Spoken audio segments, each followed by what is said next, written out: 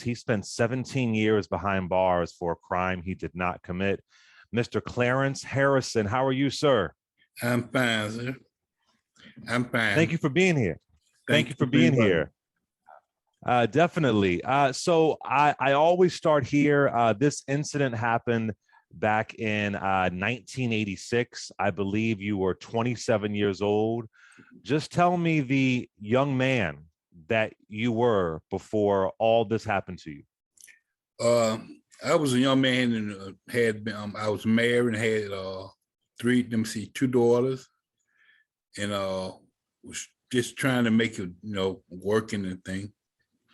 But I was also like the gamble, like play poker and stuff, petty pattern. I love the gamble. Let me put it that way. I was a compulsive gambler. Mr. Harrison, I used to love pity pat. Yeah. First of all, I was an expert at pity pat back in the day. Yeah. You find most older people play that. The older guy people play that now. They love to play pity pat. Oh yeah, I was definitely good at pity pat. All right, so tell us what happens, how your name even gets involved in this rape, robbery, kidnapping. I believe the actual incident happens October 5th in 1986 in Decatur, Georgia. By November 6th of 1986, you're arrested. How does this even happen? Well, on this early morning, October 25th, 1986, I had been over to a neighbor house playing poker, which my neighbor lived directly across the street from my home. And well, it was early in the morning hour. We had been playing for a while, and everybody was getting tired. And so we decided to break up the game. I assumed it was around 5 o'clock in the morning because it looked like it was getting daybreak or so. I thought about 5, 6 o'clock in the morning. I had no idea of the actual time. I was just by presumption. And I walked back home, over to my house. And as I was going home, opening my door, I heard somebody coming up the street. So I turned around, I seen a guy walking up the street. And I said, "Hey, what's happening, man?" He said, "Yeah." So where you heading to? He said, "To the bus stop." I said, "Well, the bus hadn't probably ain't started running. You got about an hour or two for the bus to start running." He said, "I'm gonna walk." I said, "Where you walking to?" He said, "County Road." I said, "Well, you better start running because like it's been a pour down raining." And the guy said, "Well, all right then." I said, "Well, if you want to wait and stand on the porch till the bus run, you're welcome." He said, "Nah, I'm gonna go ahead on the walk." I said, "All right." He walked on up the street, and I went in my house. So when I went in my house the next morning, went to bed and thing, and next morning, my mother came in the room and asked me to go to the store for her. And I got up, took me a bath thing, put on some clothes, and I walked to the grocery store for my mother. So as I'm coming back from the grocery store with the bags thing in my hand, I noticed a car that looked like a police car. So first thing hit my mind is something don't happen, but I'm looking around for the police. I don't see no police, I walk on down. So as I get to the end of the apartment where I was coming through, the cop came up beside me and he asked me, "Hey, your name Clarence?" "Yeah." He said, "You live in that house right there?" I said, "Yeah." He said, "You see somebody go to that street?" I said, "I seen dude go to that street last night when I left Benny house right there, and I burned at my neighbor home." And he said, "Well, do you what he look like?" I said, "I don't know. I know he don't live around here because I know just about everybody around here." He said, "Well, if you see that guy again, you'll let me know." I said, "Well, what the problem is?" He said, "A lady got robbed down Fifth Avenue." I said, "Fifth Avenue?" I said, "Well, I know everybody over there." I said, "Who the lady was?" Because I know everybody in the neighborhood. He said, "The victim last name was Duncan." I said, "Well, you must be talking about Kenny and Harold, them sister." I said, "They stay over there on 3rd Avenue." He said, "I don't know the victim family." He said, "But the victim do stay on 3rd Avenue." I said, "Well, that's the only Duncans in the area." He said, "Well, if you see that guy again," he said, well, you let me know. I'll come back, holler at you, let me know." I said, "No, if I see the guy again, I'll tell Ken and Harold them." I said, "Most likely they'll let you know." He said, "So you ain't gonna let me know?" He said, "Man, I ain't gonna be messing with no police. I ain't no snitch like that." He said, "All right, I'll see you." I said, "Well, that's your job." He drove off. I went home. I told my mother what had happened and thing. And she excuse me, hold on. I told my mother what had happened. My mother said, what he bothered me for? I said, I don't know, because I had seen the dude go to the street, and I told him I saw the guy, but I don't know him. He don't live over here. So my sister come in, he said, who would have put out? I said, look like the old dog. She said, boy, you better watch that boy, that man there, because he'll get you. I said, I ain't worried about him. I said, because I know I ain't done that, and I ain't worried about him. I said, so I went on in the room thing. So this happened on early Sunday. That was an early Saturday, going to early Sunday morning. Well, I think it was probably Tuesday, Wednesday, he came by my house. And I'm knocking the door. I opened the door. He said, asked me, did I see the guys? Hey, man, why you keep coming to my house? I told you if I see the guy, I'm going to let the Ken and Harry them know. I said, ask them, I said, but I ain't seen the guy. I told you he don't live over here. So he said, okay, then. He said, I'll be back. I said, well, okay, man, do what you want to do. You the police, And he left. I think it was 3 days later, he came back to my house, told me he'd take me down to the police station for some questioning. What you going to tell me? He said, I want to ask you some questions for the raw. I said, man, you ain't going to ask me no question for the raw, because I ain't robbed nobody like that. So my sister asked, did she need to go away? He said, no, I'm going to bring him right back. I said, well, I ain't got no problem with that. I went on down to the police station with him. So we got to the police station. He started asking me all kind of questions about somebody robbing stores and stuff, about people getting robbed. I said, man, look, man, why you asking about all these robbed? I ain't robbed nobody like that. He said, well, let me see your hand. He grabbed my hand and got a pencil and went to poking my hand. I said, watch out, man. I said, that hurt, man. What you trying to do? He said, you supposed to have a cut on you. I said, I supposed to have a cut on me. If I had a cut on me, it'd be, there ain't no certain thing I just supposed to. So he said, I tell you what, you get up there and stand up. I said, what, you arrest me or something? He said, no, I'm going to take your photograph, and I'm going to take you back home. I said, well, okay, then if you're going to take me back home, I'll take a photograph. He took me pictures thing. Then he told me I had to sign some kind of paper saying that I volunteered and went down there with him. So I signed the paper, and we left. But with that paper that I signed, that it would use that in court as said that I had gave some statement, but he told me I had to sign, in order so him take me home. So when he take me back home, was like a confession. What was it? A confession? In court, it turned out to be a statement that I Wow. gave, saying I gave a statement, Wow, So but you just signed it to go home. I got you. Just to go home, yeah. But after I got back home, I told my sister what happened. She said, I told her, she said, he ain't through, he gonna come back messing with you. So when you went down there, he gonna come messing with you again. And sure enough, the next day he came to my house, said he had a arrest warrant for me for armed robbery.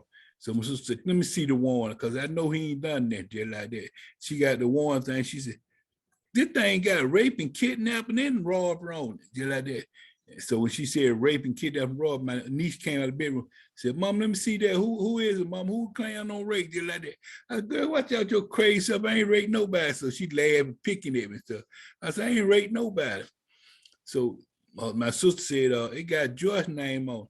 She said, Joyce done got it. So my sister said, yeah. She said, so okay, let me call her. So she called the victim thing and asked her, Joyce, Trace, you said Ken Dawson ran here with my uncle saying that you raped, that he raped you. She said, no, I told him that he looked like the guy that did, like that. So Tracy told Dawson stuff. He went over there and snatched the phone out of her hand. I snatched it out of her hand and gave it to her. Said, man, you don't snatch them home. You don't live him like that. He said, I tell you what, let's go. That was your best bet to deal with me. So he took me out in the car and he took me to the police station. So we got down to the police station, put me in a holding cell and stuff. Then they took me to the Decatur jail. Well, the next day we had to go to this arrangement. We got to the arrangement thing, and lawyer, the judge asked me, did I have a lawyer stuff? I said, well, I have an attorney who handled a silver suit for me that I had just recently worn. They're supposed to come in here. I gave him the silver money from my silver suit to represent me. And he's supposed to be here. So judge said, well, he's not here. Then he said, let me see, I'm going to find someone who will represent you. And a bunch of lawyers walking out the hall, and he hollered out in the hallway and told one of the lawyers to come inside. The lawyer come inside, and he told the lawyer that he wanted him to represent me. The lawyer told him that he couldn't do that he had to call up staff and get them to assign me to someone case like that. Said someone to be assigned to it. Judge said, well, I'm going to assign you to it. He said, well, you run, I have a full caseload. I'm not able to do it. So they were going back and forth with word stuff. Then they think, no, that man's supposed to be representing. So the judge says, kept asking, he called the police, asked them, what happened. Then the police said the victim possibly identified my photograph. So the judge said, possibly identified photograph. So how did she identify, how did he become a suspect? And the police officer said the victim possibly identified. No, prior to the victim possibly identified, how did this person become a suspect?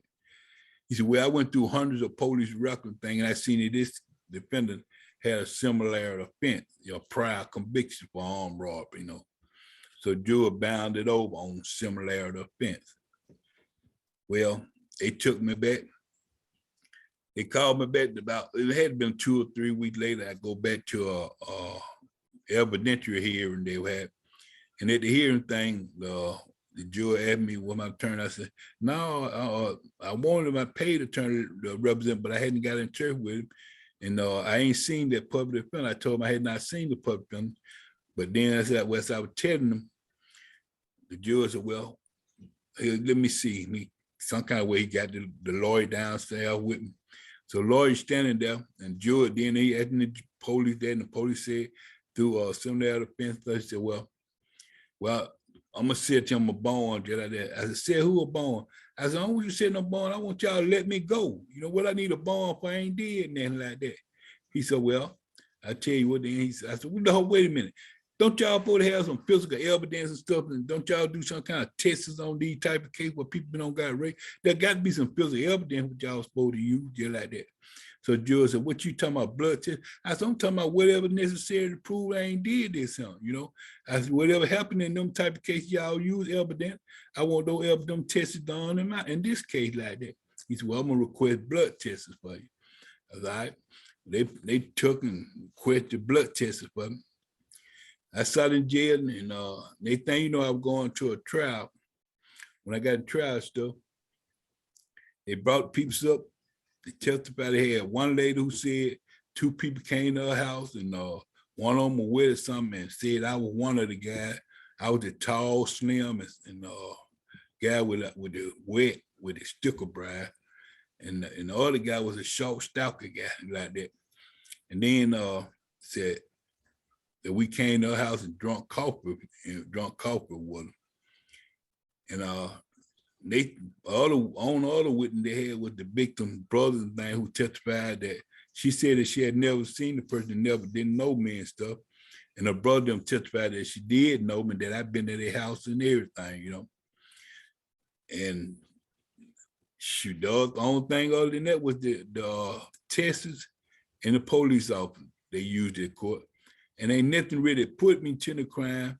Well, the test talking about 88% of the population could have been a perpetrator, Which that was wrong because it was 100% of the population could have been a perpetrator.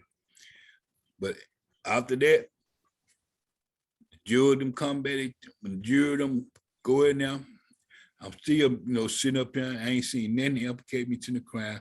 All I hear is some lady talking about old drunk coffee with the victim saying on the person, and the police officer saying that some unidentified person said that I had a watch that I was trying to sell and that the watch was taken from the victim, and said that the unidentified person gave him the address to my house where I live at, and that's how I became a suspect.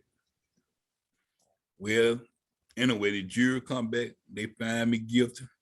And I'm saying, they ain't supposed to find me guilty on all this junk. They probably made up some story talking about a watch that's supposed to be selling. These ladies talking about supposed to drink coffee.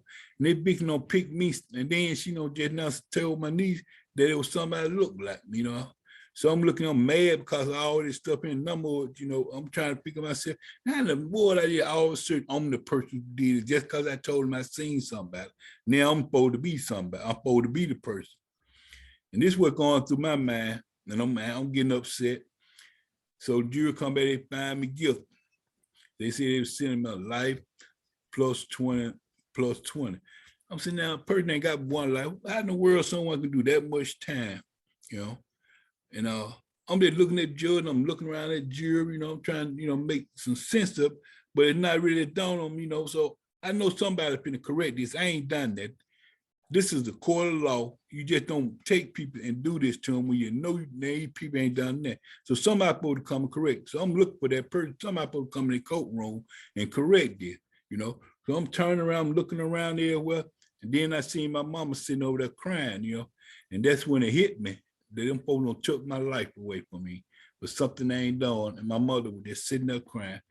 And she was there at the house when I came home that night. And they wouldn't even let her testify, you know, and that Bob her, they right there still an issue with me. But anyway, they sentenced me and I went to back to jail. They sent me to life plus 20, all around the wow. Well, Mr. Harrison, let me ask you this. I want to make sure I have this right. So you mean to tell me this basically all happens because you were walking down the street and you saw that police officer? mm-hmm. That's basically why this happened. This police officer sees you, and then he gets it in his mind that this guy is a suspect and we must arrest him. So this basically just happens because you saw this police officer as you were walking down the street. Well, basically, I think what happened was it all changed when I told him, when he told me that a person had got robbed at a bus stop. And I said that I would tell the victim brothers and things. I wouldn't tell him. So when I told him that, it became, he became making me the person, you know, because I wouldn't tell him anymore, you know. So, Mr. Harrison, was this a black police officer, white police officer? Black police officer. Wow. But after I got released from prison a couple of years ago, I filed a habeas corpus. I was still trying to find out how I got involved in that case when I got exonerated. When I came home, I still wanted to know how these folks that hooked me up this case and put me in this. You know, I was trying to find out how something like this could happen. So I filed for to have the victim in the police office doing for the investigating, how we investigate. So the victim kept saying, she still said me right now today that I was the person who done it. And the police officer, he wrote in the affidavits, you know, during the court here, he said that he made up the part. There was no unidentified person. He said I had a small one. And that's how I got involved, because he alleged that some unidentified person told him I was sitting a watch. But there was no watch, nobody ever told me that. He just made that up to implicate me. That's how So he admitted to making that up. He admits to it. Yes. Did anything happen to him? Any kind of punishment? Any kind of something? That man's still there in the police department now. He's still a police officer? He won, but he's not with the same police department, but he's still a police officer. Wow. That's crazy. I think he's a lieutenant now. Yeah. Sure. Wow. That just blows my mind.